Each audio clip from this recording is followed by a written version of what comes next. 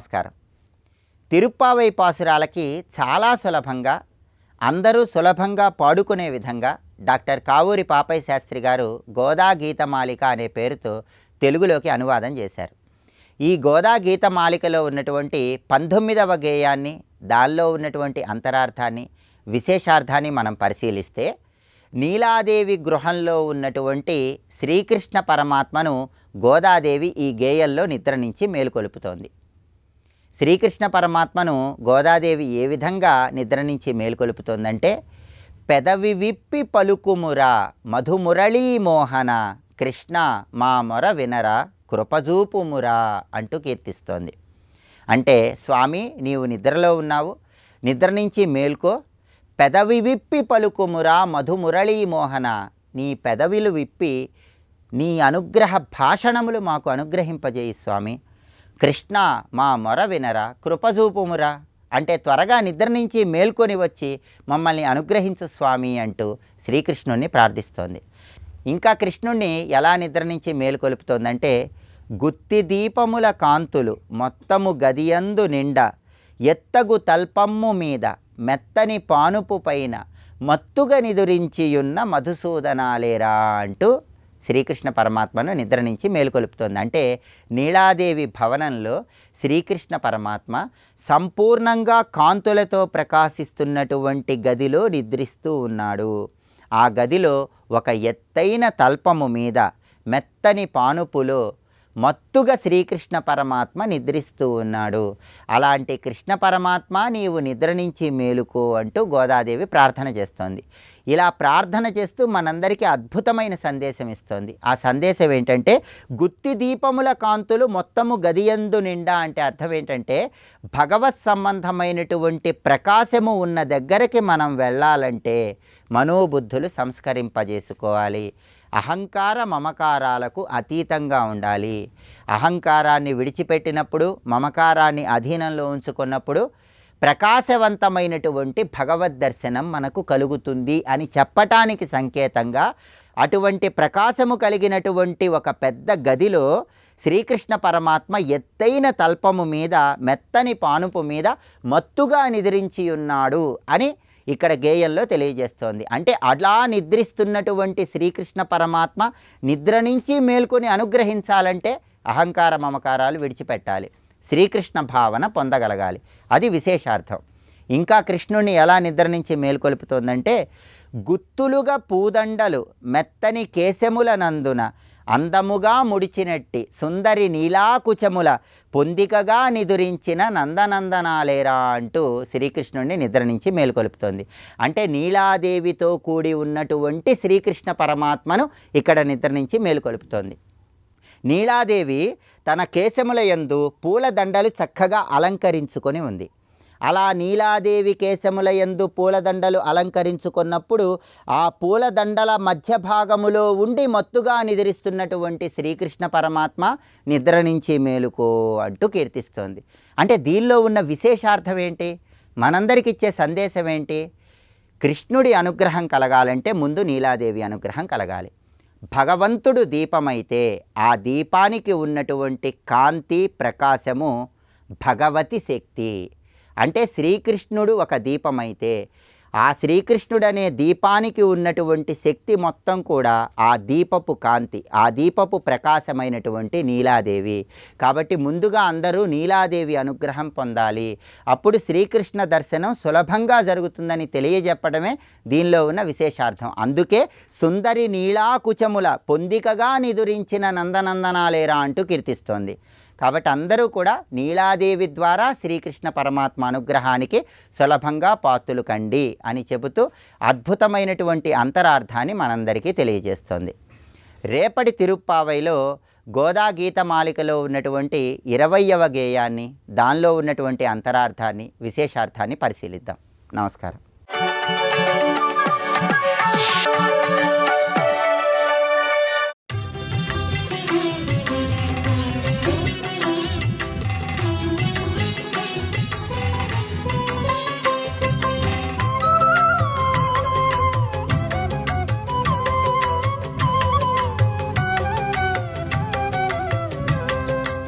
No నోచేత్ క్వాహం జడం స్థాణు క్వత్వం సచ్చిత్ స్వరూపిణి, నువ్వు కేవల చైతన్య రూపానివి, నేను జడ రూపాన్ని. అలాంటి నాకు నువ్వు కుమార్తెగా వస్తావు అనేది నా ఊహకు కూడా అందట్లేదు తల్లి. ఇది నేను ధన్యుణ్ణైపోయాను. పైగా జగములన కన్న తల్లికి నేను కన్న తండ్రిని అవుతున్నానంటే ఇంతకంటే భాగ్యము ఆశ్చర్యము మరొకటున్నదా? అద్య ప్రపంచే కీర్తిస్యా జగన్మాతా సుతాభవత్. ప్రపంచంలో ఇప్పుడు నా కీర్తి చాలా వృద్ధి చెందుతున్నది, నేను ధన్యుణ్ణైపోయాను అనుకున్నట్ట. మొత్తం దేవతలందరూ చాలా చక్కగా చూసే హిమవంతుడిని, అదృష్టవంతుడు అయ్యా అన్నట్ట. అప్పుడు ఆ తల్లి ముందు నమస్కరించి, అమ్మా, జ్ఞానం కలిగిన వాడే నిన్ను పొందడానికి అర్హుడవుతున్నాడు పుత్రిగ్గా, కనుక నాకు జ్ఞానమేదో బోధించమ్మా అని హిమవంతుడు 2 చేతులు దోయులించి ముందుకొచ్చి అడిగితే, అప్పుడు తల్లి హిమవంతుడిని నిమిత్తంగా చేసుకుని దేవకోటికి అందరికీ కూడా తన స్వరూపమేమిటో ఆ తత్వజ్ఞానాన్ని బోధిస్తున్నది. హిమవంతునికి తల్లి చెప్పిన దానినే గీత అంటారు. ఇది 9 అధ్యాయములు ఇక్కడ చెప్తున్న తల్లి. అయితే ఈ భాగవతంలో అయితే మనకి అమ్మవారు తాను ముందుగానే ఇక్కడ చెప్పినట్టున్నది. కానీ దేవీ భాగవతం మరొకటి ఉపపురాణం అనుకుంటే అక్కడ ఈ గీత ప్రారంభం మరొకలా ఉంది. దీన్ని బట్టి మరొక సంఘటన కాస్త విస్తారంగా నాకు చెప్పడానికి కుదురుతుంది. అమ్మవారు ఇచ్చిన మాట ప్రకారంగా చైత్రశుద్ధ నవమి నాడు హిమవంతుని కుమార్తెగా కలిగారు. అమ్మాయి పుట్టింది అని మంత్రసాని వచ్చి చెప్పిందిరా. వెంటనే సూతికాగారం పురుటి ఇంట్లోకి వెళ్ళాడు హిమవంతుడు. వెళ్ళేటప్పటికీ మేనాదేవి పొత్తిళ్లలో చిన్న పాప ఉన్నది. ఆ పాపను చూద్దామని దగ్గరికి వెళ్ళేటప్పటికల్లా పాప లేదుట, కాంతిపుంజం కనబడిందిటండి. ఒకటి చూశాడు, ఏమిటి ఈ కాంతిపుంజమని. ఆ కాంతిపుంజం క్రమంగా ఎలా గోచరించింది అంటే, హంసవాహనంపై కూర్చొని కమండలువు అక్షమాల ధరించి మందహాసం చేస్తూ గోచరించిందిట. బ్రహ్మస్వరూపిణి బ్రాహ్మి నమస్కారం చేశాడు. వెంటనే ఆ స్వరూపం కూడా ఆ కాంతిలో లీనమై మరొక స్వరూపం గోచరించింది. గరుడ వాహనంపై కూర్చుని శంఖచక్ర గదాపద్మములు ధరించి నీలమేఘ శ్యామ కాంతితో వైష్ణవి రూపం దర్శనమిచ్చింది. ఆ తర్వాత ఆ రూపం కూడా ఉపసంహరింపబడి క్రమంగా వృషభ వాహనంపై కూర్చొని త్రిశూలము డమరకము ధరించి సర్పమాలా భూషితురాలి చంద్రలేఖని ధరించినటువంటి మాహేశ్వరీ రూపం గోచరించింది. 3 రూపములు. ఇది చూసి నమస్కరిస్తూ ఉండగా ఆదిత్యమండల స్వరూపం దర్శనమిచ్చి క్రమంగా 2 చేతులు ఒక పాదంపై మరొక పాదం పెట్టి ఆ 2 చేతులతో వేణువును పట్టుకుని అధరం మీద పట్టుకుని మ్రోగిస్తున్న కృష్ణ రూపం దర్శనమిచ్చింది అని వర్ణించారు. ఇదంతా అందులో గోచరించింది. అంటే అర్థం ఏంటి? ఆ అమ్మాయే బ్రహ్మ విష్ణు శివాత్మిక, ఆవిడే ఆదిత్యమండల స్థాన, ఆ తల్లియే కృష్ణరూపిణి. ఇది చూపిస్తున్నారు అని అమ్మ అంటే ఇది. ఈ రూపం దర్శనం ఇవ్వగానే ఆశ్చర్యచకితుడై హిమవంతుడు స్తోత్రం చేస్తాడు. ఆ స్తోత్రం చాలా అద్భుతమై విస్తారమైన స్తోత్రం ఉంది.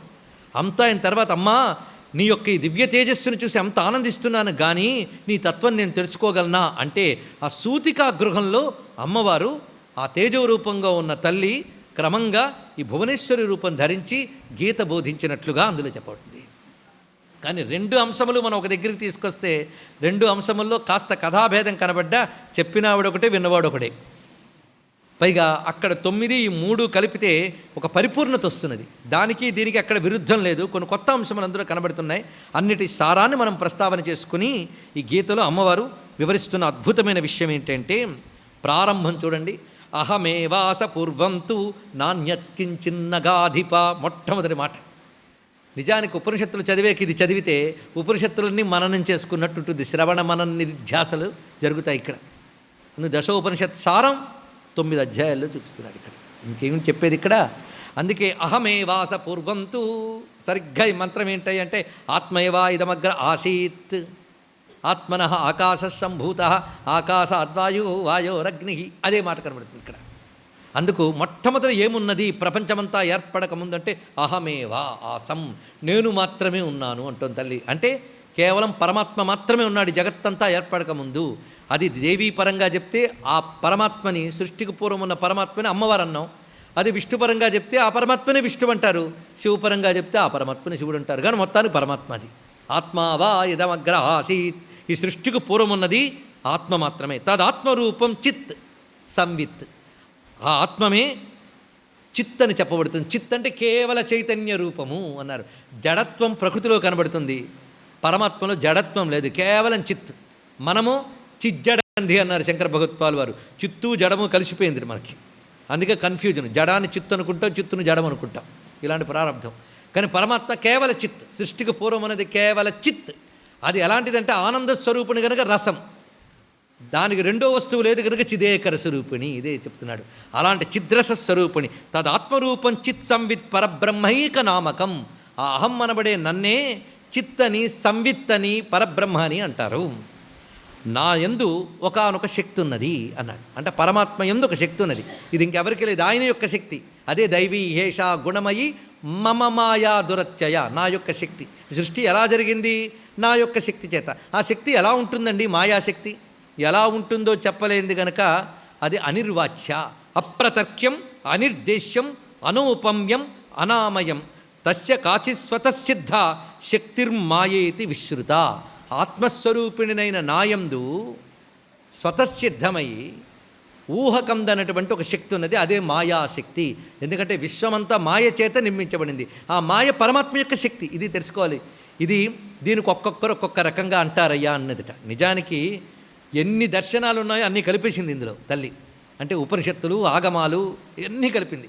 ఆగమాల యందు ఈ మాయని శైవశాస్త్రాల్లో విమర్శ అని అంటారు. ఆత్మతత్వం ప్రకాశము, మాయాతత్వం విమర్శ, ప్రకాశ విమర్శ రూపిణి. ఇది కూడా తెలియాలంటే విమర్శ రూపిణి విద్య వేదాది జగత్ప్రసూ అని చదువుతాం. విమర్శ రూపిణి విద్య వేదాది జగత్ప్రసూ. విమర్శ అంటే వ్యాపించుట. జ్యోతి ప్రకాశము, దాని వెలుగు విమర్శ. అలాగే నేను జ్యోతిస్వరూపము, నేనే, నా యొక్క శక్తి మాయ విమర్శ రూపిణి.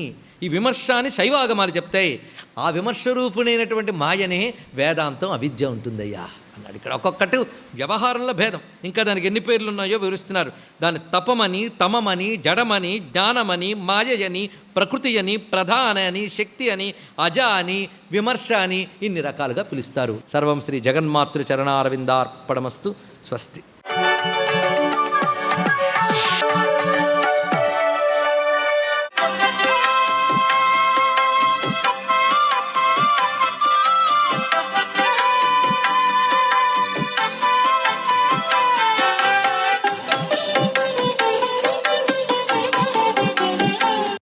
ఓం నమో నారాయణాయ. ఓం నమ శివాయ. శ్రీమాత్రే నమ. ఈ ధనుర్మాసంలో ప్రతినిత్యం కూడాను మనం దీపారాధన చేసేటప్పుడు పాటించవలసిన నియమాలు చాలా ఉన్నాయి. వాటిని తప్పనిసరిగా సాంప్రదాయ రీత్యా కనుక ఆచరించినట్లయితే ఆ జ్యోతి స్వరూపం మనకు దేదీప్యవంతమైనటువంటి అదృష్టాన్ని ప్రసాదిస్తుంది అని చెప్పేసి పురాణాలు తెలియజేస్తున్నాయి. ఎప్పుడూ కూడా దీపారాధన ఉదయం పూటనే చేయాలి, అది శుభకరంగా ఉంటుంది. ఎటువంటి పరిస్థితుల్లో మధ్యాహ్న సమయంలో మాత్రం దీపారాధన ఆచరించకూడదు. ఉదయం, సాయం సంధ్యా సమయంలో దీపారాధన ఆచరించడం చాలా మంచిది. 2 ఒత్తులు కలిపి దీపారాధన ఎప్పుడూ చేయకూడదు. చాలామంది 2 ఒత్తులు తీసుకొని ఒకటిగా మార్చి చేస్తూ ఉంటారు. అది చాలా మంచిది కాదు. విడివిడిగా 2 ఒత్తులు వేసి వెలిగించడం మంచిది. దీపారాధన చేసేటువంటి సమయంలో అగ్గిపుల్లతో మాత్రం ముందుగా దీపాన్ని వెలిగించకూడదు. కొద్దిగా కర్పూరం వెలిగించుకొని దానితో దీపాన్ని వెలిగిస్తే చాలా మంచిది. దీపారాధన చేయగానే కుంది ఉంది చూసారా, చేసిన కుంది అటు ఇటు మాత్రం జరపకూడదు. మొట్టమొదటిసారిగానే కుంది ఎక్కడ ఉంచాలో తెలుసుకొని ఆ కుందిని అక్కడే ఉంచి దానిలో నూనె పోసి తర్వాత ఒత్తులు వేసి దీపారాధన చేయాలి. ఒత్తులు వేసి నూనె పోయకూడదండి. నూనె పోసి దీపారాధన, ఒత్తులు వేసి చేయాలి. ఇది బాగా గుర్తుపెట్టుకోవాలి ప్రతి వాళ్ళు. దీపారాధనను నీళ్లు కారుతున్న తడి వస్త్రాలతో చేయరాదు. తడి బట్టలతో మాత్రం దీపారాధన ఎప్పుడూ ఆచరించకూడదు. ఈ విధంగా దైవ దర్శనం, పూజలు, వ్రతాలు, నోములు కూడా చేయకూడదు అని చెప్పేసి మనకు శాస్త్రం. తడి బట్టతో ఏ నోములు చేయకూడదు, ఏ పూజలు కూడా చేయకూడదు. దీపారాధన చేసేటప్పుడు ఏ దైవానికైతే మనం చేస్తున్నామో ఆ దైవాన్ని మనసులో 3 సార్లు అనుకోవడం చాలా మంచిది. మనకి ఇష్టమైనటువంటి కులదైవం ఉంటాడు ప్రతి వాళ్ళకి కూడా. ఆ దైవాన్ని మనసులో అనుకొని దీపారాధన చేస్తే చాలా విశిష్టవంతమైనటువంటి ప్రభావం వచ్చి తీరుతుంది. అందుకే దీపం జ్యోతి పరబ్రహ్మం, దీపం సర్వతమోహరం, దీపేన సాక్షతే సర్వం, దీపలక్ష్మీ నమోస్తుతే అన్నారు.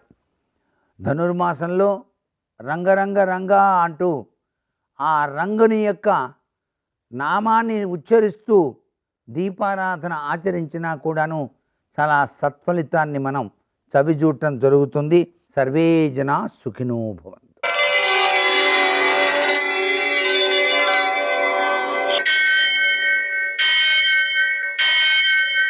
सहस्रशीर्षं देवं विश्वाक्षं विश्वशम्भुवं विश्वं नारायणं देवमक्षरं परमं पदं विश्वतः परमां नित्यं विश्वं नारायणगुं हरिं विश्वमेवेदं पुरुषस्तद्विश्वमुपजीवति पतिं विश्वस्यात्मेश्वरं शाश्वतं शिवमच्युतं नारायणं महाज्ञेयं विश्वात्मानं परायणम्.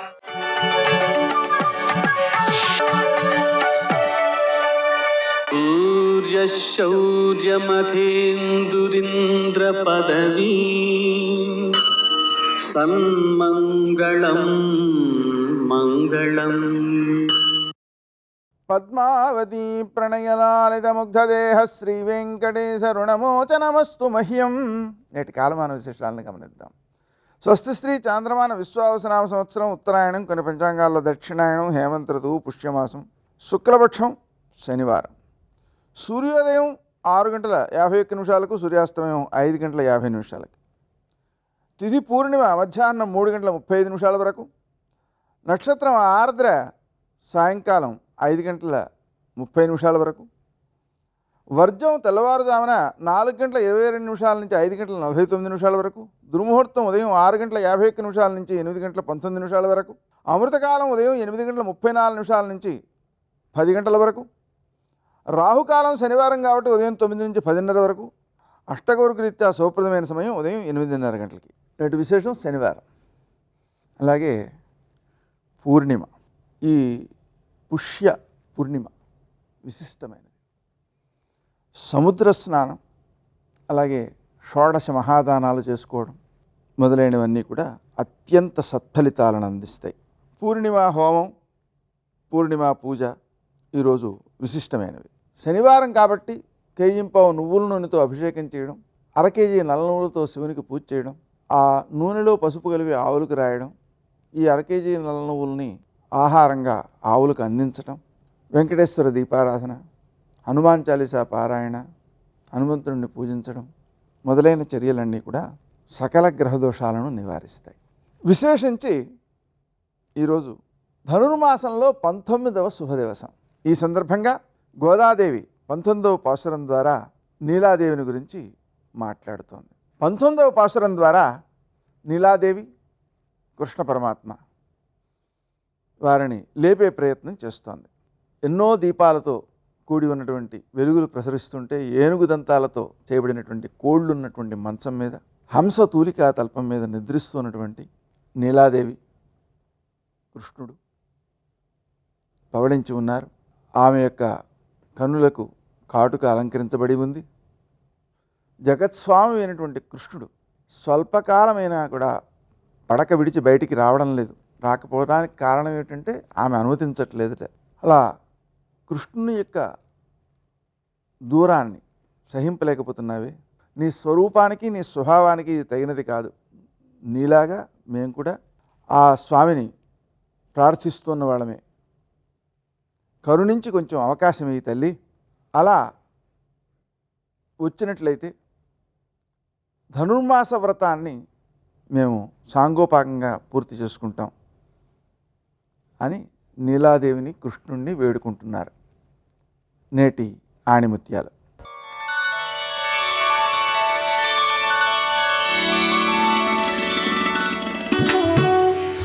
అదృష్టం ఏ మనిషిని మేధావిని చేయదు.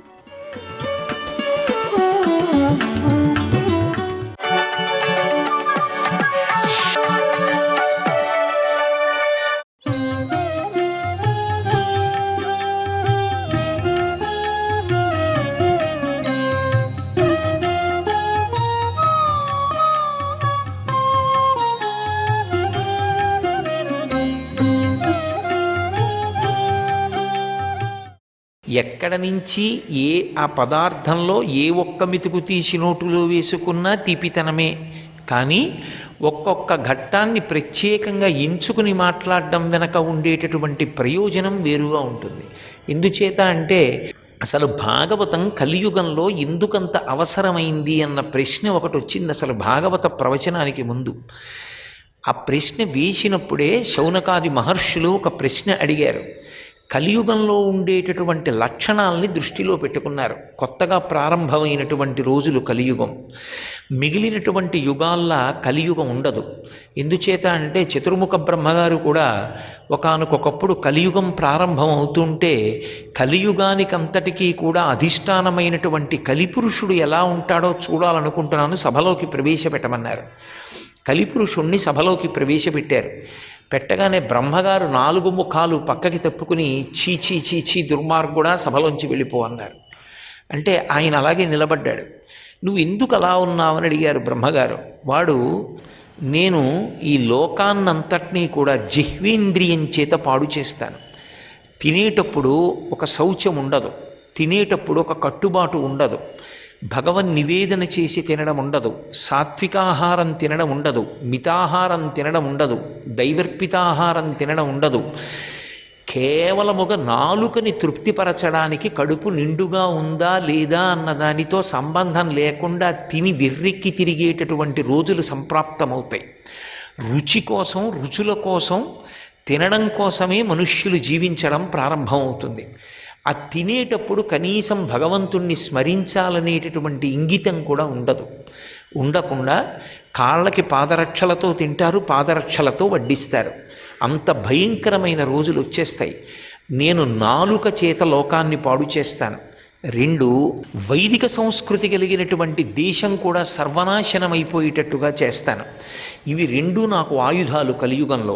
సరే, యుగలక్షణం అటువంటిది. వెళ్ళిపోమ్మన్నారు కలిపురుషుణ్ణి. ఆ కలిపురుషుడు ప్రవేశించాడు కలియుగంలో. ఆ కలియుగంలో ఉండేటటువంటి స్థితిని దృష్టిలో పెట్టుకొని ఎప్పుడైతే జిహ్వేంద్రియం పాడైపోయిందో ఆ నోటి వెంట వచ్చేటటువంటి మాటలు కూడా అలా ఉంటాయి. ఎవడి నోటి వెంట వచ్చేటటువంటి మాట చూసినా ఉద్రేకాన్ని పెంచేదయ్యి ఉంటుంది, శాంతినిచ్చేది కాదు. అటువంటి రోజులలో ఏది వింటే, ఏది చదివితే, ఏది అనుష్ఠిస్తే అసలు కలియుగంలో పరమేశ్వరుణ్ణి చేరుకోవడం సాధ్యం అవుతుంది.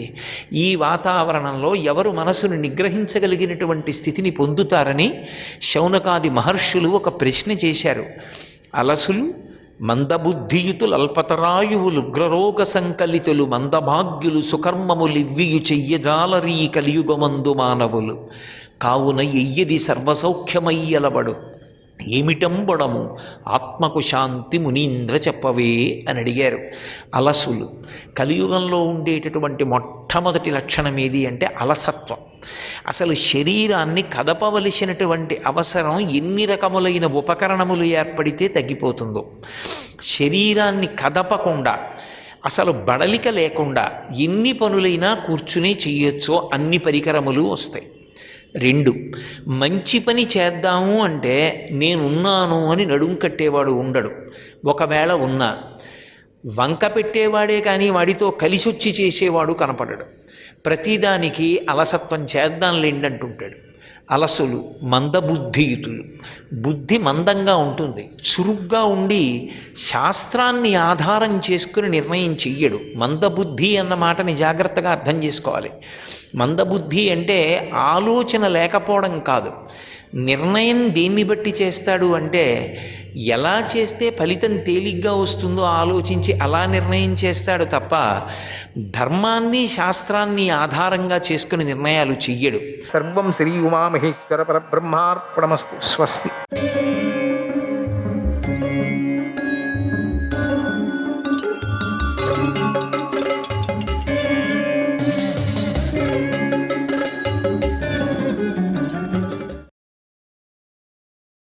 దేవయాని వల్ల యదు తూర్వసులు జన్మించారు. శర్మిష్ఠ వల్ల దృహ్యువు అనువు పురూరువులు జన్మించారు. వారిలో యదువు సంతానం యాదువులుగాను, పూరుని సంతానం పౌరవులుగాను ప్రసిద్ధి చెందారు. ఇది రెండో పర్యం కూడా వస్తుంది. పూరునికి కౌసల్యయందు జనమేజయుడు జన్మించారు. అతడు 3 అశ్వమేధ యాగాలు, ఒక విశ్వజిద్యాగాన్ని చేసి వనానికి వెళ్ళాడు. ఆ జనమేజయుడికి మధువంశంలో పుట్టిన అనంతయందు ప్రాచీన్వంతుడు జన్మించాడు. ఇక్కడ గమనించాలి మీరు, ఒక్కొక్క పేరు ఒక్కొక్క వంశంలో 5-6 తలలు 7-8 తలలు వెనకలు వస్తూ ఉంటుంది అదే పేరు. అప్పుడు కొంచెం మనం గందరగోళం అవుతూ ఉంటుంది. మీరు పేరు మీద ఆధారపట్టుకొని వెళ్ళితే మీ పప్పులో కాలు వేసినట్టు. అందుకని మీరు కథ మీద ఆధారంగా జ్ఞాపకం పెట్టుకోవాలి, అప్పుడే మీకు అర్థమయ్యేది. ఆ జనమేజయుడికి మధువంశంలో పుట్టిన అనంతయందు ప్రాచీన్వంతుడు జన్మించాడు. అతడు ఒకే రోజులో తూర్పు దిక్కంతా జయించడం వల్ల అతడికి ప్రాచీన్వంతుడు అనే పేరు వచ్చింది. ప్రాచీన్వంతుడు. అతడికి అస్మకి యందు సంయాతి పుట్టాడు. సంయాతికి దృషద్వంతుడికి కూతురైన వరాంగి యందు అహంయాతి పుట్టాడు. అహంయాతికి కృతివీరుడి కూతురైనటువంటి భానుమతి యందు సార్వభౌముడు పుట్టాడు. అతడికి కేకేయ రాజకుమారి అయినటువంటి సునందయందు జయచ్ఛేనుడు పుట్టాడు. అతడికి విదర్భ రాజకుమారి అయిన సుశ్రవ యందు అవాచునుడు జన్మించాడు. అతడికి విదర్భ వంశీయులైనటువంటి మర్యాద యందు అరిహుడు పుట్టాడు. అరిహుడికి అంగదేశపు రాజకుమారి యందు మహాభౌముడు జన్మించారు. అతడికి ప్రసేనజిత్తు కూతురైన సుయజ్ఞయందు అయుతనాయి జన్మించాడు. అతడు 10,000 పురుష మేధ యజ్ఞాలను చేశాడు. అందువల్లనే అతడికి ఆ పేరు వచ్చింది. అతడికి పృథుశ్రవసుడి కూతురైనటువంటి కామయందు ఆక్రోధనుడు పుట్టాడు. అతడికి కళింగ దేశ రాజకుమారి అయిన కారంభయందు దేవాతిథి జన్మించారు.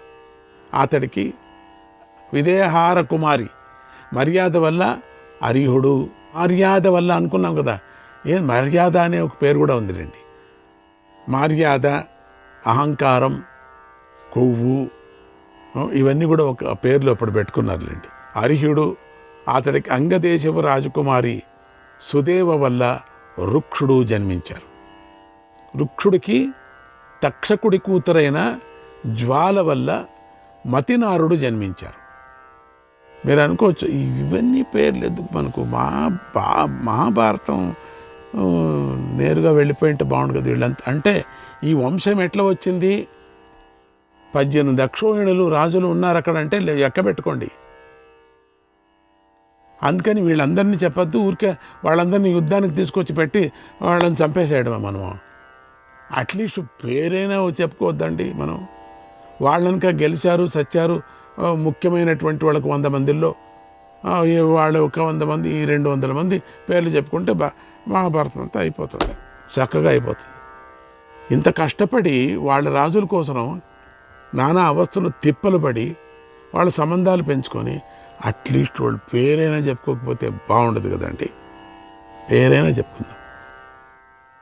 మతినారుడు సరస్వతీ తీరంలో 12 సంవత్సరాలు సత్రయాగాన్ని చేశాడు. యాగం పూర్తి అయ్యాక సరస్వతీ నదీ దేవత మతినారుడి వద్దకు వచ్చి అతన్ని పతిగా వరించింది. అంటే అంత శక్తి గల వాళ్ళు వీళ్ళంతా. వారికి తంసువు పుట్టాడు. తంసువుకు కాలింది యందు ఈలి, ఈలికి, రతంతరి యందు దుష్యంతుడు మొదలైన 5 మంది కుమారులు జన్మించారు. వారిలో దుష్యంతుడికి విశ్వామిత్రుడు కూతురైన శకుంతల యందు భరతుడు పుట్టాడు. మళ్ళీ వచ్చి 3 మాటలు వచ్చింది ఈ భరతుడు సంగతి. అప్పుడే శకుంతల దుష్యంతుడితో ఇలా అంది, తల్లి సంచి వంటిది, వాస్తవంగా పుత్రుడు తండ్రికే చెందుతాడు. అప్పుడు పోట్లాడింది కదా, అనుకున్నాం కదా, అయ్యా నేను సంచిలాగా అంతే. ఆ సంచిలో పడింది నువ్వేనే, నీ రూపమే పడింది, ఇక నీ జవాబుదారి అంతే. ఎవడ నుండి పుత్రుడు జన్మిస్తాడో అతడే బాలుకుడి రూపంలో ప్రకటమవుతాడు. పుత్రుడు తండ్రిని యమలోకం నుండి రక్షిస్తాడు. నువ్వే నీ పుత్రుడిని భరించి పోషించు. ఈ గర్భాన్ని ఆదానం చేసిన వాడిని, గర్భాదానం అంటే గర్భాదానం ఆ దానం చేసిన వాడిని నువ్వే అన్న శకుంతల మాటలను ఆకాశవాణి కూడా అంగీకరించి ఆమోదించింది. అందువలనే శకుంతల దుష్యంతుల పుత్రుడు భరతుడయ్యాడు. దేవతలే పలికారు. ఎంత సాక్షి అది. ఇప్పుడు DNA పరీక్షకు వెళతాం. అది కూడా దేవతల పరీక్షలాగానే జరుగుతుంది. అతడికి కాశీరాజు కూతురైన సునంద వల్ల భూమన్యువు పుట్టాడు. అతడికి ఈశార్కుని కూతురైన విజయ వల్ల సుహూత్రుడు, అతడికి ఇక్ష్వాకు రాకుమార్తె అయినటువంటి సుపర్ణ వల్ల హస్తి జన్మించారు. ఈ హస్తియే హస్తినాపురాన్ని నిర్మించాడు.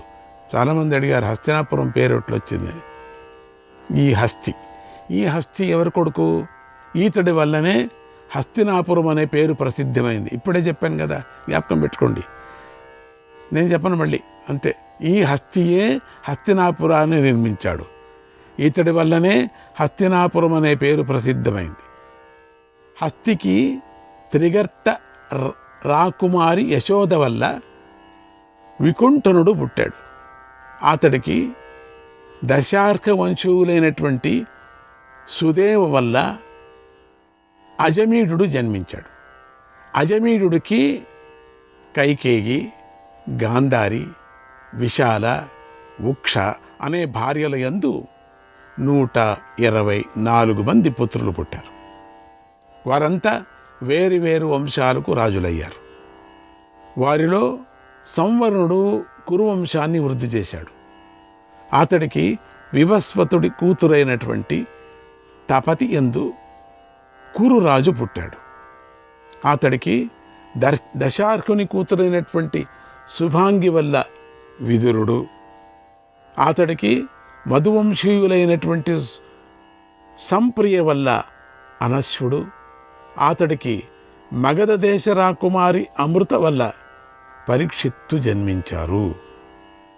పరీక్షిత్తు బహుదా రాకుమారి సుయశ వల్ల భీమసేనుడు, అతడికి కేకేయ రాకుమారి కేకేయ వల్ల ప్రతిశ్రవుడు జన్మించారు. ప్రతిశ్రవసుడికి ప్రతీపుడు అని మరో పేరు కూడా ఉంది. అతడికి శైబ్య రాకుమారి సునంద వల్ల దేవాపి, శంతనుడు, బాహ్లీకుడు జన్మించారు. వారిలో దేవాపి చిన్నతనంలోనే అడవికి వెళ్ళాడు. శంతనుడు రాజయ్యాడు. యం యం కరాభ్యాం స్పృశతి, యం యం కరాభ్యాం స్పృశతి, జీర్ణం ససుఖమశ్నుతే, పునర్వివాచ భవతి, తస్మాత్ తం శాంతనుం విదుః ఇతి తదస్య శాంతనుత్వం. శంతనుడు తన చేతులతో ఏ ముసలివాణ్ణి తాకినా అతడు మళ్ళీ యువకుడై సుఖాన్ని పొందుతాడు. అంత శక్తి శంతనుడికి ఉండేది. అందువలనే అతడు శంతనుడయ్యాడు. శంతనుడు శాంతనుడయ్యాడు. ఆ శాంతనుడికి ఇప్పుడు గంగయందు దేవవ్రతుడు జన్మించాడు. అతడే భీష్ముడిగా ప్రసిద్ధి చెందాడు. ఆ భీష్ముడు తండ్రికి సంతోషం కలిగించాలని సత్యవతితో తండ్రికి పెళ్లి చేశాడు. సత్యవతిని తల్లిలాగా గౌరవించాడు. ఆమెకు గంధకాళి అనే మరో పేరు ఉంది. సత్యవతికి పూర్వం కన్యగా ఉన్నప్పుడు పరాశరుడి వల్ల కృష్ణద్వైపాయనుడు పుట్టాడు. తర్వాత ఆమెకు శాంతనుడితో పెళ్లి జరిగింది. ఆమె యందు శాంతనుడికి విచిత్ర వీరుడు, చిత్రాంగదుడు జన్మించారు.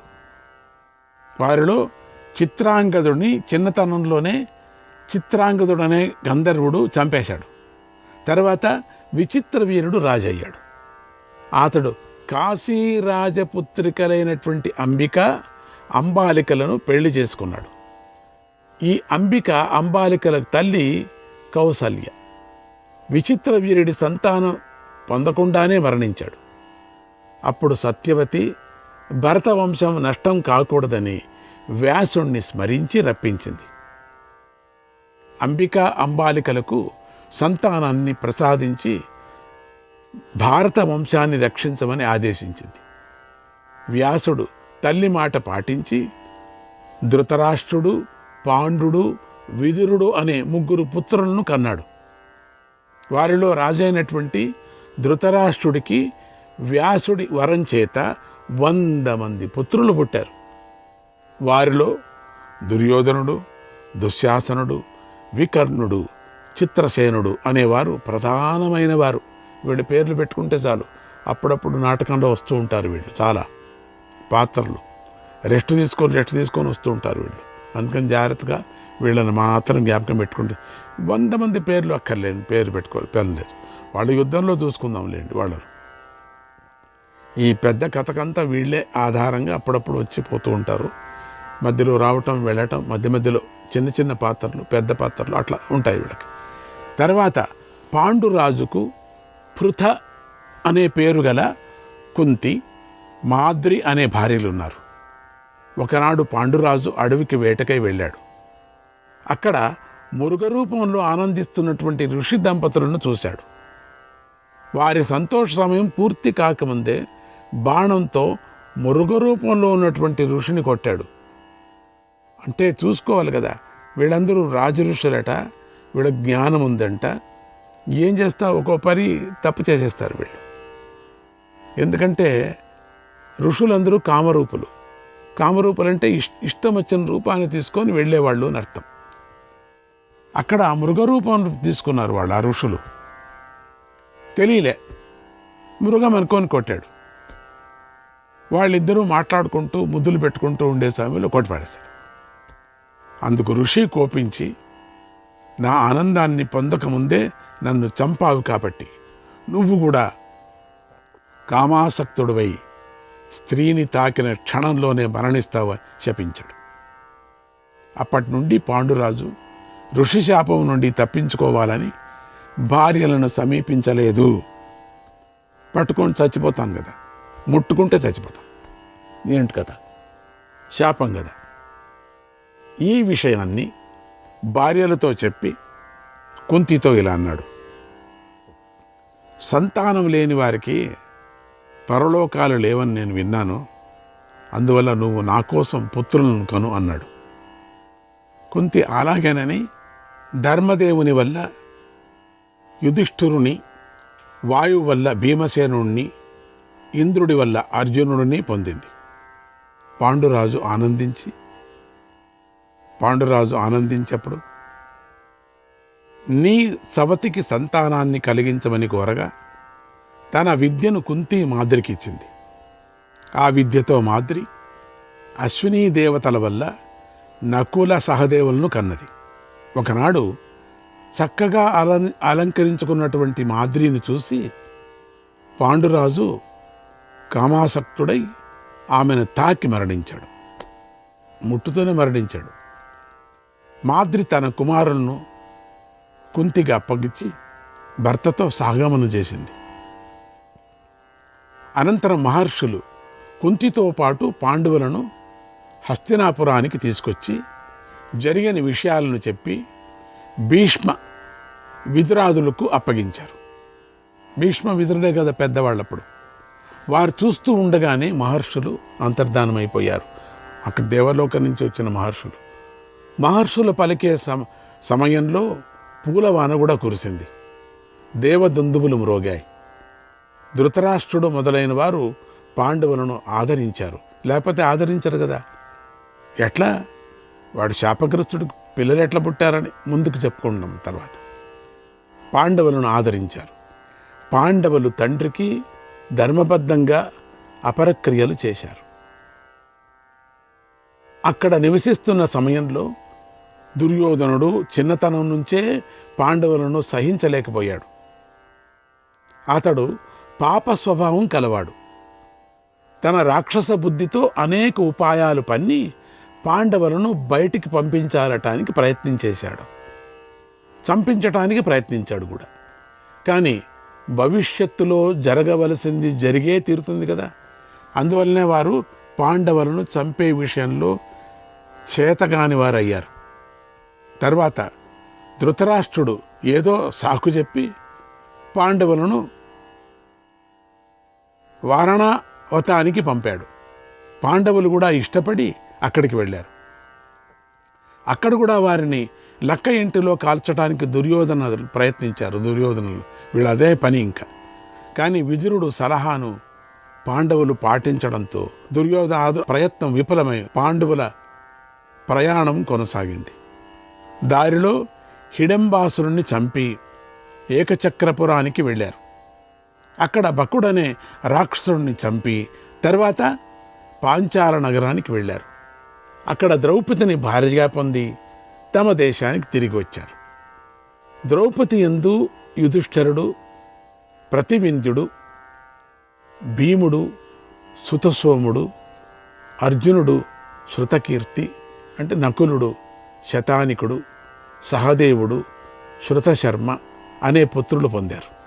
తర్వాత ధర్మరాజు శిబుదేశపు రాజైన గోవాసునుడి కూతురు దేవికను పెళ్లి చేసుకున్నాడు. ఆమె యందు యౌధేయుడు అనేటువంటి పుత్రుణ్ణి పొందాడు. భీమసేనుడు కాశీకి వెళ్ళి బలపరాక్రమాలను శుల్కంగా పెట్టి కాశీరాజపుత్రి అయినటువంటి బలంధరను పెళ్లి చేసుకున్నాడు. వారికి సర్వగుడు పుట్టాడు. అర్జునుడు ద్వారకాకు వెళ్ళి కృష్ణుడి సోదరి అయినటువంటి సుభద్రను పెళ్లి చేసుకున్నాడు. వారికి అభిమన్యుడు పుట్టాడు. శ్రీకృష్ణుడికి అతడంటే ఎంతో ఇష్టం. నకులుడు చేది దేశం రాకుమారి అయినటువంటి కరేణుమతిని పెళ్లి చేసుకున్నాడు. వారికి నిరమిత్రుడు పుట్టాడు. సహదేవుడు మాద్రరాజు ద్యుతిమంతుడి కూతురైనటువంటి విజయను వివాహం చేసుకున్నాడు. వారికి సుహోత్రుడు పుట్టాడు. భీముడు పూర్వమే హిడంబియందు రాక్షసుడైన ఘటోద్గజుడనే పుత్రుణ్ణి కన్నాడు. ఇప్పుడు అసలైన భీముడు కథ ఇది. అప్పుడెక్కడో భీముడు వచ్చాడు, అది కాదు. ఇలా పాండవులకు 11 మంది పుత్రులు ఉన్నారు. వీరిలో అభిమన్యుడు వంశవృద్ధి కారకుడయ్యాడు. అభిమన్యుడు విరాటరాజు కూతురైన ఉత్తరను పెళ్లి చేసుకున్నాడు. ఆమె యందు అతడికి మృత శిశువు జన్మించింది. అప్పుడు శ్రీకృష్ణ పరమాత్మ 6 నెలలు మాత్రమే పెరిగిన ఆ మృత శిశువును కుంతీదేవి ఒడిలో పెట్టి ఆ శిశువును నేను బ్రతికిస్తాను అని ఆమెను ఊరడించాడు. శ్రీకృష్ణాయ పరమాత్మనే నమః.